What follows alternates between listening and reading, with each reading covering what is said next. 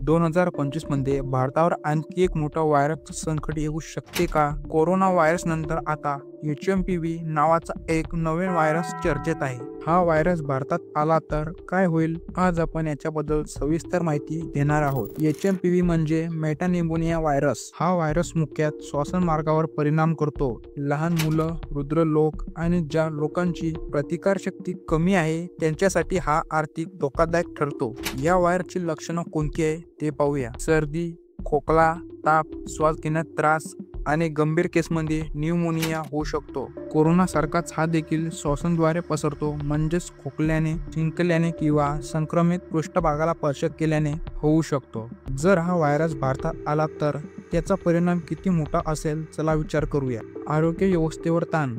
भारतातील दवाखाने आणि हॉस्पिटल अजूनही कोरोना महामारीतून पूर्णपणे सावरलेले नाहीत.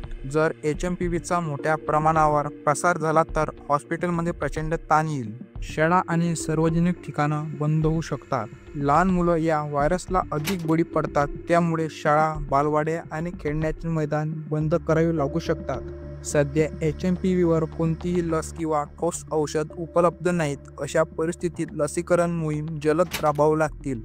मास्क, सॅनिटायझर आणि औषधींच्या मागणीमुळे खर्च वाढेल. काही क्षेत्रांमध्ये लॉकडाऊन लागू शकते, त्यामुळे आर्थिक घडी विस्कळीत होऊ शकते. जर HMPV व्हायरसचा प्रादुर्भाव वाढला तर याला थांबवण्यासाठी पुढील उपाययोजना होऊ शकतात.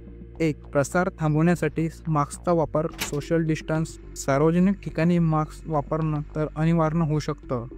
गर्दी टाळण्यासाठी नियम लागू होऊ शकतात. हात धुणं, सॅनिटायझर वापरणं आणि संक्रमित व्यक्तींपासून दूर राहणं हे महत्त्वाचं ठरेल. सरकारी स्तरावर जनजागृती मोहीम चालवल्या जातील. नवीन लस आणि औषधं विकसित करण्यावर भर दिला जाईल. सर्वात महत्त्वाचं म्हणजे आपण काळजी घ्यायला सुरुवात केली पाहिजे. आपलं आरोग्य चांगलं ठेवण्यासाठी संतुलित आहार घ्या. घराबाहेर जाताना मास्कचा वापर करावा. लहान मुलांना आणि वयोवृद्ध व्यक्तींना विशेष काळजी घ्या. आपण सगळे मिळून प्रयत्न केला तर या संकटावर मात करणं शक्य आहे. तर HMPV व्हायरसचे भारतामध्ये किती रुग्ण आढळले ते पाहूया.